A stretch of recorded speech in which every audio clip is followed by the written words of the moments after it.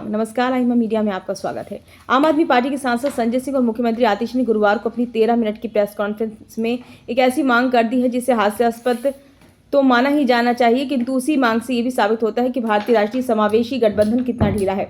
उनकी मांग हास्यास्पद इसलिए है क्योंकि इन दोनों नेताओं ने दिल्ली कांग्रेस के दिग्गज नेता अजय माकन के खिलाफ कांग्रेस हाईकमान से 24 घंटे के भीतर कार्रवाई करने की मांग की है। गौरतलब है कि दिल्ली कांग्रेस के वरिष्ठ नेता अजय माकन और देवेंद्र यादव ने प्रेस कॉन्फ्रेंस करके बुधवार को आपके राष्ट्रीय संयोजक की खूब फजीहत की थी। माकन ने तो दिल्ली सरकार के अधिकारियों द्वारा महिला सम्मान निधि की घोषणा को फर्जी बताए जाने का उल्लेख करते हुए राष्ट्र विरोधी तक कह दिया था।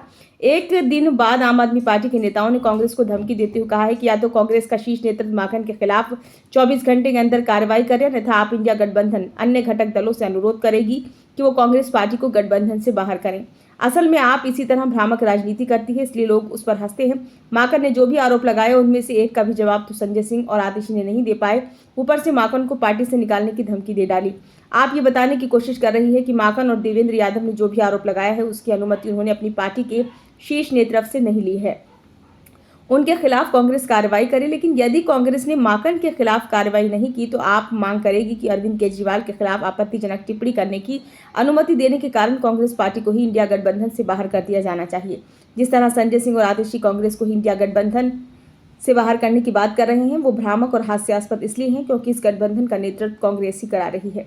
भला कोई भी पार्टी आपके इस भ्रामक तर्क और चेतावनी के चक्कर में पड़ेगा ही क्यों? सच तो यह है कि आप यदि कहती है कि यदि माकन के खिलाफ कांग्रेस नेतृत्व ने कार्रवाई नहीं की तो आप इंडिया गठबंधन से बाहर निकल जाएगी, तो कम से कम माना जा सकता था कि आपसे व्यवहारिक धमकी दी है।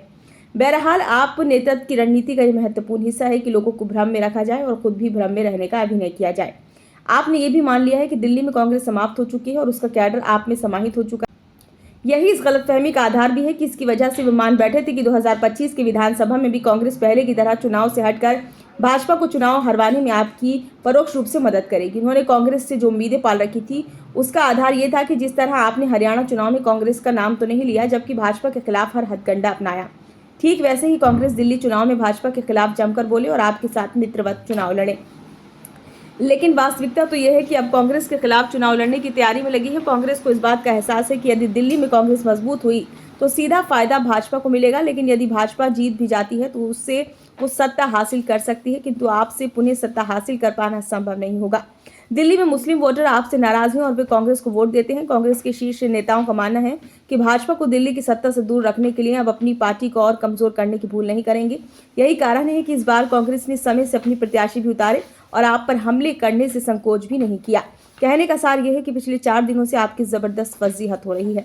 दिल्ली सरकार के महिला एवं बाल विकास तथा स्वास्थ्य मंत्रालय ने केजरीवाल की फर्जी योजनाओं के बारे में चेतावनी का विज्ञापन पढ़कर सुबह असहज हो गए, जबकि शाम को दिल्ली के कांग्रेस नेताओं ने रही सही कसर तब पूरी कर दी जब प्रेस कॉन्फ्रेंस करके माकन और देवेंद्र यादव ने फर्जी घोषणा बताकर उन्हें असहज कर दिया। इतना तो तय है कि इंडिया गठबंधन दिल्ली में तो कम से कम खंड खंड हो चुका है। ये वीडियो आपको कैसा लगा? अच्छा लगा हो तो लाइक करें, कमेंट बॉक्स में अपना सुझाव दें। चैनल को आपने अभी तक सब्सक्राइब नहीं किया है तो कृपया से सब्सक्राइब जरूर कर लें।